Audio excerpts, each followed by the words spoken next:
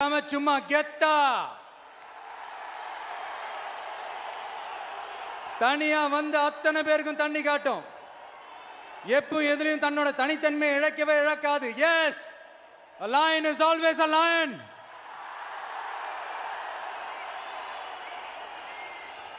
There are so many jackals and other animals in the forest, but there will be only one lion.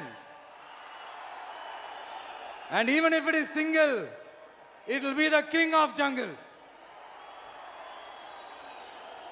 It is not only a description but also a clear declaration. சிங்கத்தை பத்தி பேசிட்டு நம்ம சிங்க குட்டிகளையும் சிங்க பெண்களையும் பத்தி நம்ம பேசாம இருக்க முடியுமா? அவங்கள எப்படி நான் மறப்பேன்? அவங்க தான் என்னுடைய உயிராச்சே. என் நெஞ்சில் குடியிருக்கும்.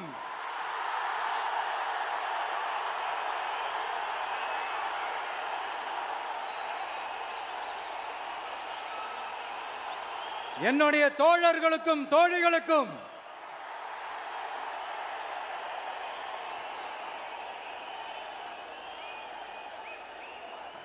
நேர்ல வர முடியாத சூழல்ல வீட்டில் இருந்துகிட்டே நம்மளோட இந்த மாநாட்டில் நேரலை வாயிலாக கலந்துகிட்டு இருக்கிற என்னுடைய அம்மாக்கள், அக்கா தங்கைகள், அண்ணன் தம்பிகள், நண்பர்கள் அனைவருக்கும் என்னோட உயிர் வணக்கம்.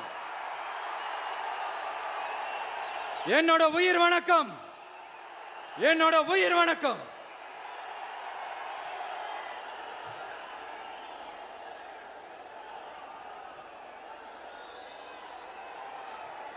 வீரம் விளையும் மாமதுரை மண்ணை வணங்குகிறேன்.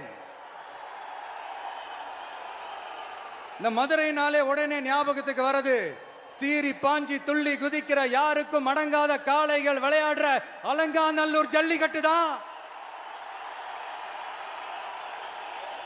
நம்ம வைகை ஆறுதான். அழகர் ஆத்துல இறங்குற வைபவம். மதுரை மீனாட்சி அம்மன். இந்த மண்ணோட உண்மையான குணம் உணர்வு பூர்வமான மண் இது. அது மட்டும் இல்ல, இந்த மண்ணில் வாழ்ற மக்களும் அப்படித்தான் உணர்வு பூர்வமான ஆளுங்க.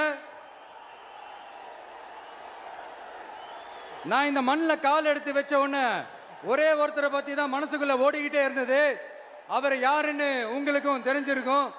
சினிமானாலும் சரி, அரசியல்னாலும் சரி, நமக்கு ரொம்ப ரொம்ப பிடிச்சது புரட்சி தலைவர் எம்ஜிஆர் அவர்கள் தான். அவரோட பழகிறதுக்கு எனக்கு வாய்ப்பு கிடைக்கல.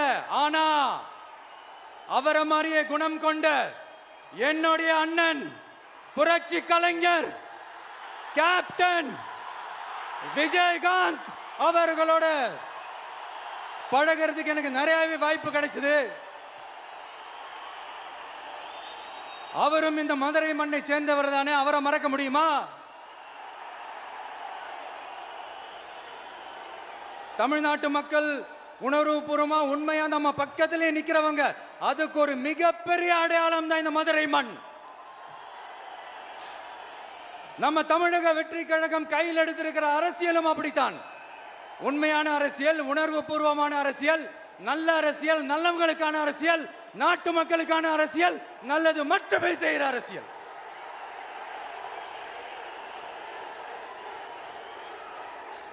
இதோ நம்மளுடைய இந்த இரண்டாவது மாநில மாநாடு வாகை சூடும் வரலாறு திரும்புகிறது. அப்படி இந்த மாநாட்டுக்கு பேர் வச்சிருக்கிறோம். 1967லயும் 1977லயும் நம்ம தமிழக அரசியல் ஒரு மிகப்பெரிய ஆட்சி அதிகார மாற்றங்கள் ஒண்ணு நடந்துச்சு இல்லையா? அதே மாதிரிதான் அடுத்த வருஷம் 2026ல அப்படி ஒரு வரலாறு திரும்ப போகுதுன்னு உறுதியா சொல்றதுக்கான மாநாடு தான் நம்மளோட இந்த இரண்டாவது மாநில மாநாடு.